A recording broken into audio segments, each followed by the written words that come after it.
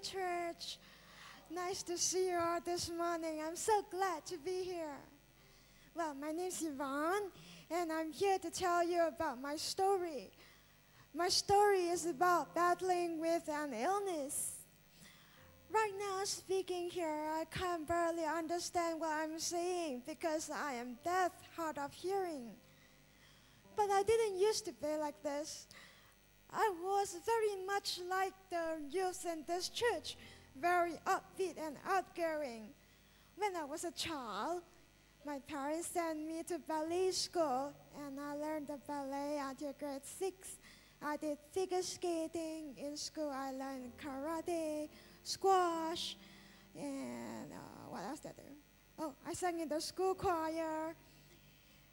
And then it all started to change when I was 13 years old. Gradually, but very quickly, I lost hearing in my right ear. All of a sudden, I just couldn't hear. When my classmates spoke to me in the direction of my right ear, I couldn't hear them. And my friends thought that I was being ignorant, just very stuck up, They thought I didn't respond to them on purpose. So they teased and made fun of me. So this caused me to be suppressed, okay? And then, but I just bared with it. Then on my 14th year onwards, I started falling down for no reason. I did the pirouettes in ballet class and would just fall down. In fact, during my grade 5 examination, I fell down so dramatically, I think it was my best performance. Fortunately, the examiner was being sympathetic. Then I had to give up my ballet. I have to give up figure skating. Eventually, 3 years later, when I was 16, I could not walk at all. And so I sensed that something was very, very wrong. So I pestered my parents to bring me to the hospital, and they did. So when they took me to the hospital, I had to be put on a wheelchair.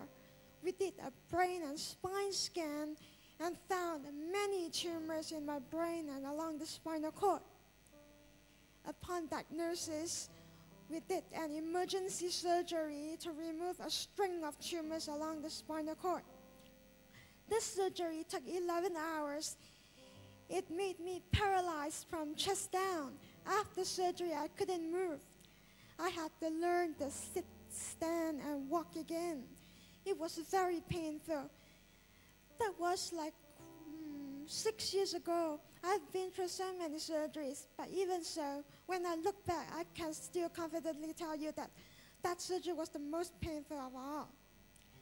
But eventually, I learned to walk again. I went back to school. I went back to study, prepare for my SPM examinations. Then, 6 months later, I went to hospital again to do a brain surgery.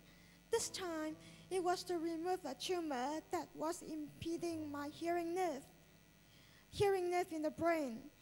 And that tumor caused my sudden deafness in my right ear. This surgery took 10 hours. After that 10 hours, surgeons could not remove the tumor entirely. They left half of it attached. At the same time, they damaged my facial nerve. You see right now, I can't smile as big as I used to. And that was an issue I have to deal with. I remember waking up from surgery. After a couple of days, I got out of bed, I went to the toilet, and I saw myself in the mirror, and I knew that I will never look the same again. So at 17 years, I had to face with a major issue of self-esteem. I had to learn to accept myself all over again. At the same time, dealing with all these complications, I also had to deal with the frustrating medical profession. So the tumor was only partially removed, right? So what's going to happen? So what happened was the doctors recommended radiosurgery to kill the remainder of this tumor. But based on my understanding, based on many hours reading about this tumor on the internet, I found out that it is highly operable abroad, okay? Because due to my genetic disorder, radiation should be used very cautiously. It should only be used to treat tumors that are definitely inoperable. If the tumor is operable, as much as possible, remove it physically. So since my tumor was operable abroad, I thought that we shouldn't take the risk. But what, I was in a dilemma because I did not have the money to go abroad myself, and the local doctors wanted to use radiation. So I was in a dilemma. So I shared this dilemma with another NF patient, another patient with my genetic disorder abroad in US. So he was very compassionate. And he recommended me his doctor called Dr. Friedman. So that day, I sent Dr. Friedman an email telling him my physician. Dr. Friedman asked for my phone number and told me that he will call me the next day. So we agreed that he will call me at 8 a.m. Malaysian time. So Yvonne, at 18 years old, woke up very early in the morning that day and waited for that phone call very enthusiastically. And then finally, Dr. Friedman called. They said, in a very calm voice, they said, Yvonne, okay, what if we do this surgery for you for free? Will you come to LA? And I was like, yes, sure, of course. In my heart, I thought, well, I'll go there whatever cost it takes. So Dr. Friedman said, okay, but there will be a lot of things to plan, so do not speculate.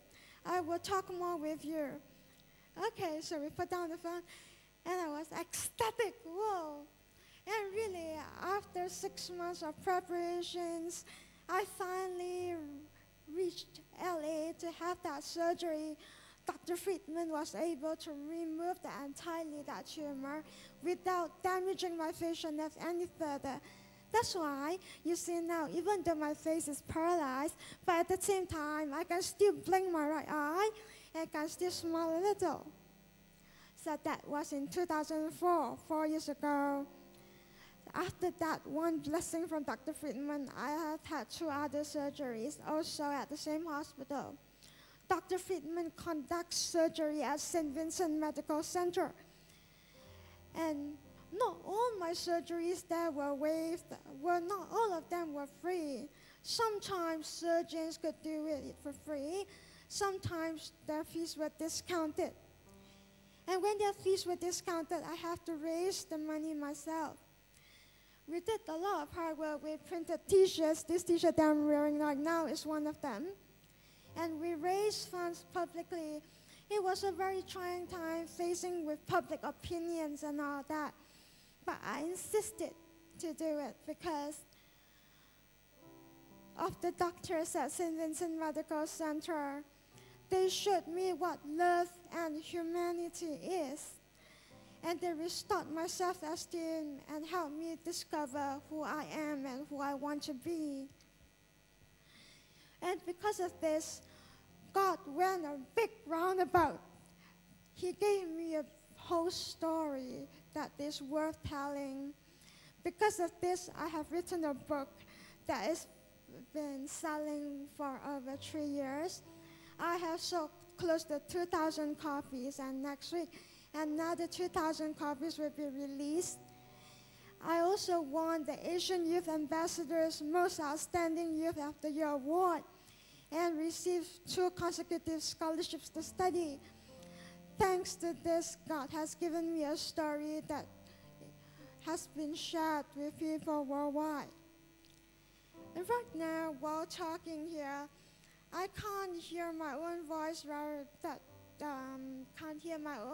that well. At the same time, I was born with an underdeveloped left eye, so I only have to rely on my right eye to see.